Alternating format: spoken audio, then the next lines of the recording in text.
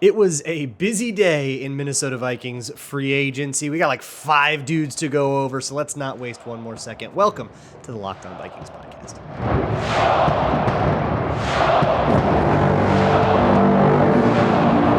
You are Locked On Vikings, your daily Minnesota Vikings podcast, part of the Locked On Podcast Network, your team every day. Hey, everybody. Welcome to the Locked On Vikings podcast, where we are always trying to learn something new. It's part of the Locked On Podcast Network, your team every day.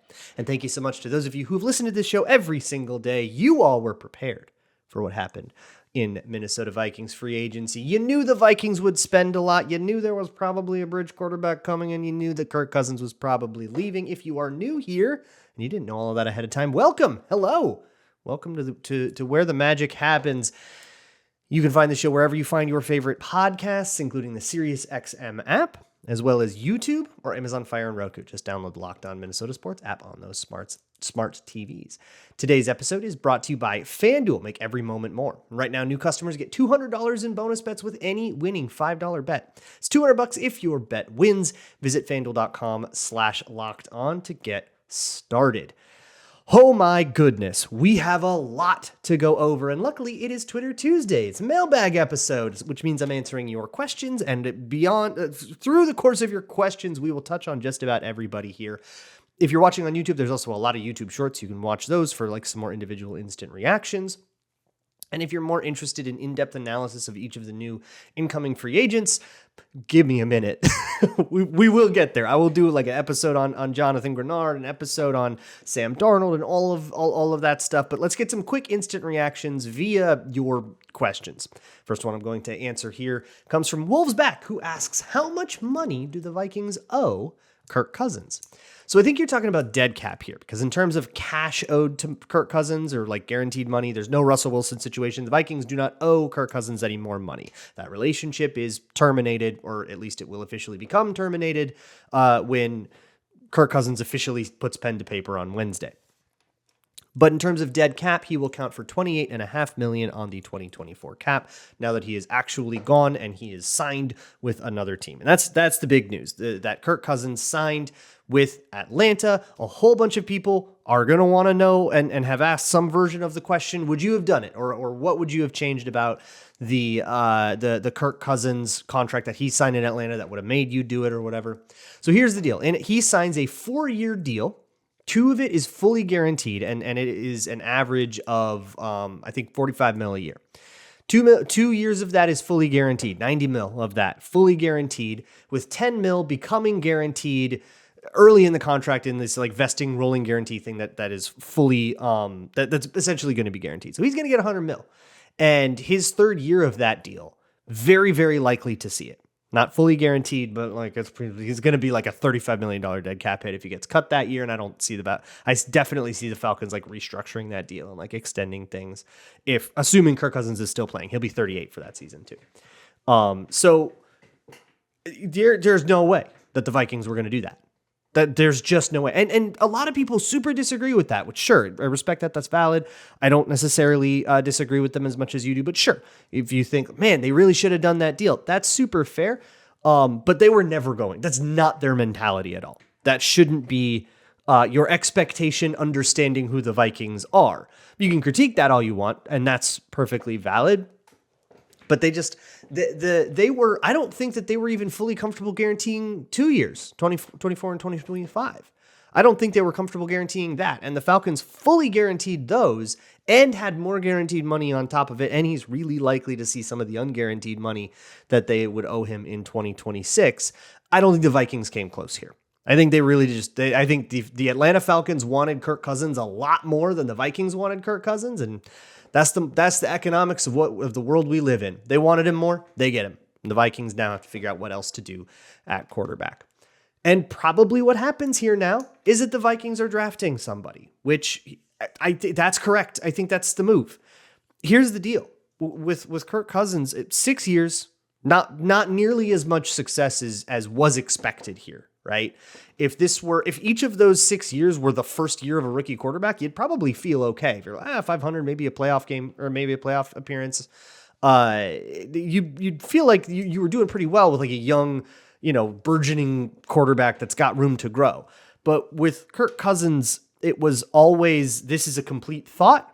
This is what we have. We're happy with it, and we think it can win the Super Bowl. Let's go. And it never materialized that way. And my relationship with it, I don't want to spend too much time musing, but my relationship with it got really weird because I tried not to be annoying about it on Locked On Vikings, but I never really thought that Kirk Cousins was a Super Bowl winning quarterback. But the Vikings did. They always thought that. And so you come to this crossroads when you have to make content every day. And you have to decide, am I going to basically look at every single thing the Vikings do and say, yeah, but I don't think their quarterback wins the Super Bowl. So I think this is actually a waste of time, which probably makes for really bad content. Or do I say, okay, let me see this from the Vikings' perspectives, where they believe that Cousins will win the Super Bowl. Given that, how do I feel about the move? And I tried to keep things in that world. But now that we're kind of away from it and it's over, right? He's now on another team and we can look back on it in hindsight. We can say, yeah, man, that was bad. Everyone who made that decision got fired. And the new guys came in and had to re-up with Kirk Cousins for a year just to get out of the contract. Because it was designed to be so rigidly inflexible. And now a really similar one gets signed in Atlanta. The one that Kwesi was bending over backwards just to find a way out of. Yeah, there was no way that they were doing that. So, okay, moving on from that. Graham asks, how much do you think it would take for the Pats to move on from the third pick? This is, I think, the next big white whale. And the Vikings, maybe plan A was to see if Kirk Cousins would take a deal that they were comfortable with. I think they learned that he wasn't going to as soon as he went and talked to the Falcons at the Combine, and they learned that the Falcons were going to offer something that was way bigger. Then I think that the Vikings learned, okay, this is what the deal is going to be. So let's start talking about the third pick. And according to Darren Wolfson at KSTP, they've been talking to the Patriots about the third pick since the Senior Bowl. So this is not new. What would it take for them to move on? A lot of people have asked something like this. The only precedent we have for a trade exactly like this in even remotely recent times is the Trey Lance trade. So I think that's your starting point. And that went from 12 to 3. We're going from 11 to 3. So not that crazy. In a similar draft where there's 5 or 6 first round quarterbacks, I think it's actually a really pretty good allegory. The only difference is that Miami didn't need a quarterback. They had Tua Tagovailoa when they had the 3rd overall pick. The Patriots do. So it might even cost a little bit more. However, the rumors out of New England are something we should start paying attention to, because the Patriots are, it doesn't sound like they're high on the top 3 quarterbacks, on all of the top 3 quarterbacks. So if somebody falls to them that they're not into, and maybe the Vikings are into them, that's the world where you can get this deal done. Or everybody's been lying to us the whole time and maybe none of this all matters, which we don't really have any way of knowing. Alec asks, do you think we could get the Falcons pick now that Kirk Cousins is in Atlanta, and if not, a higher pick? Yes, 100%. This is where I think you end up if the Patriots are like, nope, here's Drake May, we love him, or Jaden Daniels, we love him. If they're in that world, then yes, the Vikings will call the Chargers, who are into trading down, and I bet the Falcons would be into trading down. It would be a little bit cheaper. You'd end up with somebody like JJ McCarthy. And if you're all right with that, then great. And you probably do have to do something like that, even though in terms of QB needy teams, the only one ahead of the Vikings now that the Falcons are out of the picture is the Giants. And that you have to believe the reporting that they're super trying to move on from Daniel Jones. And so you'd have to leapfrog them to get up with the Chargers, or you're just trying to prevent somebody like the Broncos or Raiders from leapfrogging you. So really, no matter where you are in this order, you're probably going to have to start negotiating with that team that holds, the pick that's the belle of the ball. So yes, absolutely. Number 8 is one of those, unless you're worried about the Giants being the team that snipes you for QB4 at pick 6. Then you got to go leapfrog them. Let's move on from the quarterback situation here. Again, we have a lot more to discuss here. Haven't even gotten to Sam Darnold yet. And all of the defensive free agents that the Vikings signed, they did a lot here. So we'll try to rapid fire through as much as we can. But hey, this is a daily show. We've got a lot of podcasting to do in the next few days. We'll catch up on everything, I promise. Today's episode of Locked On Vikings is brought to you by FanDuel. It's America's #1 sports book. And boy, is it a good time to be a fan of sports. It's March. That means March Madness. That means you get to go fail at an NCAA bracket. And hey, once it's round 2 and your bracket's totally busted, why don't you just start betting on the individual games? That is what FanDuel is for. And whether you're betting on a big upset or just like a 1 seed to go win their favorite matchup, you can go dancing on America's #1 sports book. Right now, new customers get $200 in bonus bets if your first $5 bet wins. So go sign up at FanDuel.com/lockedon. Place any $5 bet. It can even be on like a South Carolina women's money line against a 16 seed, right? Of course they're going to win that game. And assuming that they do, you get $200 back. 40-1 odds on a heavy favorite. You're not going to find odds like that anywhere else. Just visit FanDuel.com/lockedon and bet on college hoops until they cut the net down. Thank you so much to my hashtag everydayers for listening to this show every single day. When you're done here, you can go check out the live Minnesota football party at Locked On Minnesota Sports, where we were actually live when they signed Jonathan Greenard, who David Rose asked about. With the edge rushers we got, will Flo be able to do a stand-up edge rushers everywhere ploy? So that is a third down thing. And the answer is very much yes. Although what I will say about Greenard, I haven't finished. I've only watched like 2.5 quarters of him. So give me a minute to really like figure out exactly what, like how to explain his game. But from what little I have seen so far, he's pretty explosive out of a 3-point stance. And I probably want to keep him in that most of the time. But that doesn't really change anything about like the fronts you want to do. That's more of like, I think that's more of a what he's comfortable with decision, whether he's, at a 3-tech, out of 2-point or out of a 3-point stance. It affects his ability to like back out into coverage, but that's what Andrew Van Ginkel is for. So if you missed all of this, here is where the Vikings are at. Right now, Danielle Hunter remains a free agent. This is in their edge room. Danielle Hunter has not signed any. It's been really quiet on the Danielle Hunter front. No idea what's going on there. Somebody asked, what do you think about the Danielle Hunter being quiet? No clue. Couldn't tell you. Your guess is as good as mine. So they signed Jonathan Greenard, who comes from Houston, and they brought him in for a 4-year, $76 million deal with $42 million of it guaranteed. In terms of cap implications for that signing, he signs a deal that is, I think it's like 7 or 8-ish% of the cap. And if you compare that to other signings in their cap environments, which you should do because the cap has gone up a lot, right? So 76 million now doesn't quite hit the same as 76 million, 3-4 years ago. And that's what quarterbacks were making. So if you compare that across like what cap environments were, this is comparable to like the deal Matt Judon signed with the Patriots. That's, I think, the closest thing, or the one Josh Sweat signed with the Eagles in that same year. Something like that, around 7.4% of the cap. Or you could go to like really old ones like John Abraham in 2006, but that's a weird one because once you get too far back, it's like the cap is so different that it like even warps the things once you like make it proportional. So I don't really trust it. But that's where we're at with Greenard. And then with Andrew Van Ginkel, it's much more of a rotational guy signing. So Greenard's deal, he is very much like I'll call him a finesse rusher. He's very much, 2-hand chop. That's his big thing. He's a hand fighter. He's a go around you, not a go through you. And that's stylistic, right? There's just some of one and some of the other.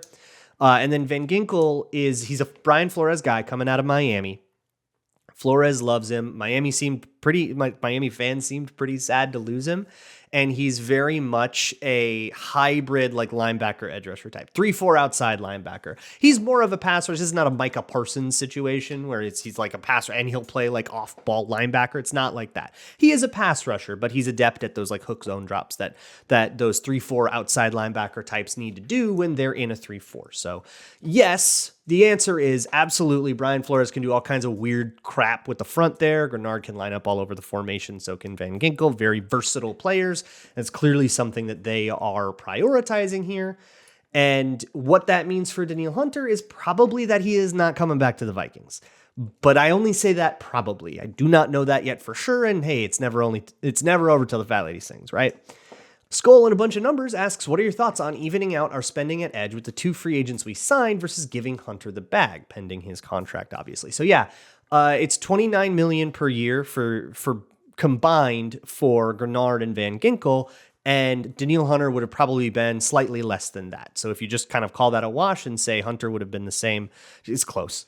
I would obviously rather have Danielle Hunter. I think he just like breaks games wide open. Like a couple of versatile pieces is great, but a whole bunch of okay players turns you into a meh team. Superstars are what take you to the promised land, and I want the superstar. So I'm always going to be about Danielle Hunter. And I will be critical, especially if Danielle Hunter ends up signing in the division and they end up, giving up 6 sacks in a season to him over 2 games. Yeah, I'm going to make a little bit of noise about that. I think that's an unforced error. Josh asks, does Flores plan to start Cashman, Pace, and Van Ginkel? Probably. So here's the other signing. Blake Cashman, another Houston Texan, off-ball linebacker, kind of a will linebacker, actually played a little bit of nickel. I would say he's like a slightly bigger Josh Metellus type, but he's actually built, like in terms of just pure height and weight, he's closer to Hicks. But he covers, he can run, he's rangy. So he can run a little bit more, but he's bigger. And then I think it's just, I want to see physicality a little bit better. I don't actually have a great sense for his physicality. So again, I'll get back to you on all of these guys. But hey, he's a Minnesota native, grew up in Eden Prairie, Minnesota Gopher, gets drafted by the Texans, plays out some time there, and now he's here in Minnesota, coming over with Greenard. That's actually kind of nice for both of them, that they both get to have their, have a former teammate with somebody they know in the building. And he figures to replace Jordan Hicks, who went off and signed with the Browns. So you kind of have that 1-to-1, and the comp picks for all that will cancel out. But that's the other defensive thing that they did. Cashman a little bit more expensive than Jordan Hicks, but I honestly feel like I would rather have Cashman than Hicks. I liked Hicks and what he did in the run, and I like the physicality in the run, but it just felt like that range limitation in terms of him trying to get from like mugging the A-gap out to the flat was just a total huge weak spot, especially late in the season when Flores got quote unquote figured out. One of the things that they figured out was that dude could not get from the hash mark to the numbers and beat a running back there. Cashman might be able to. So I think that that's actually a pretty good improvement, as much as I don't think the Vikings have gotten better at edge. If anything, to be super generous, they've treaded water, but I think they've gotten worse and a little more expensive by spreading that across 2 players that aren't as good. But I do think that they've gotten a little bit better and a little more expensive at linebacker. But that said, I'm not, I'm actually really happy about this free agency. I wanted them to be really active, and they have been really active enough to just destroy my throat doing radio shows and shorts and calls and other shows. And it's been a lot, which is fun. And have not quite covered a free agency like this. I certainly haven't covered a free agency where the Vikings lose a quarterback, because I joined the show after Kirk Cousins had left. So we're all in new territory here, baby. Hank Lee asks, is Sam Darnold or Jameis Winston really any better than what's already on the roster? So Hank asked this clearly before Sam Darnold signed, which happened pretty late. You might have actually already gone to bed when it happened, but Sam Darnold signs a 1-year, $10 million deal with the Minnesota Vikings. Again, doing that same thing where you like compare it to like previous signings in their cap environments. It's Matt Castle money. It's like what they signed Matt Castle, or what the Bills had Matt Castle on back in like 2013 or whatever it was, when he was just kind of he was supposed to be the bridge quarterback for, get this, EJ Manuel. And then he gets traded to the Vikings, where he's the bridge quarterback for Teddy Bridgewater. And that's about the money, but in like this way inflated cap environment, that's 10 million now. That's what that amount is. So fairly normal deal for Sam Darnold. And the answer to, do I think he's better? Yes, I think he's a pretty clear step above Nick Mullins. Nick Mullins feels like if you took everything bad about Sam Darnold and like turbocharged it. And Jaron Hall, I don't know where that's even at, right? He played this one horrible half and basically one pretty good half's worth of football. But at this point, he's looking like, is he going to make the team, right? There's now 4 quarterbacks in the room. Someone's got to be the odd man out. So, yes, I think if you had to play a game tomorrow, Darnold would clearly be your starter. But obviously you don't have to play a game tomorrow, and there's going to be probably a highly drafted rookie thrown into that mix as well. And we let it all sorted out in camp.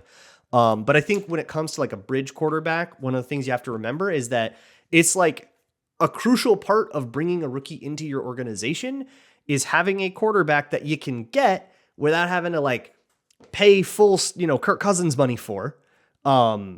Because you don't plan for that guy to be your future. You need someone who's going to agree to a 1-year kind of cheap deal. That means you don't get an exciting name when you're doing a bridge quarterback. Like, you don't get a bridge quarterback that's also an exciting name. Like I saw somebody replying to one of my tweets from the day about, oh gosh, what an uninspiring name. Of course it's uninspiring. He's a bridge quarterback. Best case scenario, he does not take the field for you. But really, we're expecting him to, I don't know, just like go 2-4 in the first 6 games, and then the rookie takes over, and you're still in it for that season. You didn't go 0-6, right? That's all you need. You just need a guy to just like be a boring game manager for a little bit. And I'm honestly, like, academically kind of curious to see what Sam Darnold can do now, competing for a true starting job, instead of just getting the crap kicked out of him by Brock Purdy in that competition in San Francisco. But he still had a decent preseason, so the last we saw of him, I think there was a step forward from what we saw with the Jets and the Panthers, and we'll see what Kevin O'Connell can do. My hopes aren't high. I don't think this dude's a franchise quarterback, and the Vikings didn't pay him like they think he's the franchise quarterback. They didn't even pay him like they think he's like got a chance to win the long-term job. He's a bridge dude. He's going to play just a little bit, and then we're going to forget about him as much as you've forgotten about Matt Castle. That's what this signing is. There are a few more theory-wise questions to get through. I know we've kind of like rapid-fired through a lot of these free agent like moments, and we've got a lot of other situations going on. But I promise we'll slow down, and we'll get back to guys like Greenard and Van Ginkel and Cashman and all that in a little bit and later this week. And if you want to hear more about my thoughts, if you're a Falcons fan coming here to learn about Kirk Cousins, I'm actually going to go on Locked On Falcons later this week too. So make sure you check that out if you're interested in it. We'll have that conversation. I'll have it with Aaron Freeman over on your guys' show. For now, let's talk a little bit more about free agent theory and some wacky stuff. That'll be next. Today's episode of Locked On Vikings is brought to you by BetterHelp.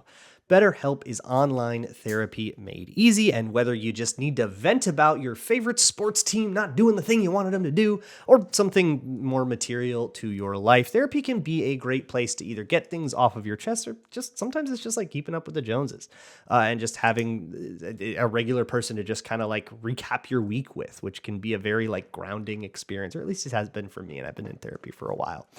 Whatever you need therapy for, it can be kind of intimidating to get started, and that is where BetterHelp comes in, where they can hook you up with a therapist that's right for you and your specific needs, all from the comfort of your own home, and like whatever is comfortable for you, whether it's like phone call, video, whatever it is. So if you're thinking of starting therapy, give BetterHelp a try.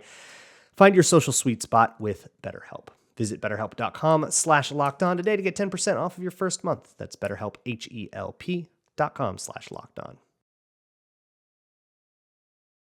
Wrapping things out with this Twitter Tuesday episode of the Locked On Vikings podcast. I've got a lot more questions here, and I'm definitely not going to get to all of them, so I apologize. I will save a lot of these for later, though, so stay tuned next Tuesday. Matthew asks, based on today's defensive signings, and obviously Kirk's departure, do you think this makes it more likely the Vikings to look to trade way up in the draft? Yes, definitely. I talked a little bit more about that with like what they're looking for with New England, but that has always kind of felt like that's been like really plan A. And the Kirk Cousins plan was only if he agreed to the deal that maybe he even kind of knew he wasn't going to, because I think Atlanta blew you out. But Matthew also asks, more importantly, how do you think today affects the value of my unopened box of Hy-Vee Cousins Cinnamon Snaps cereal? I don't know what the value of such a collector's item will be, but what I will say is that kind of thing will only get more valuable with age as a collector's item. As a cereal, I think we're already past its value. Like once it's opened, it's garbage, right? Like it has to be.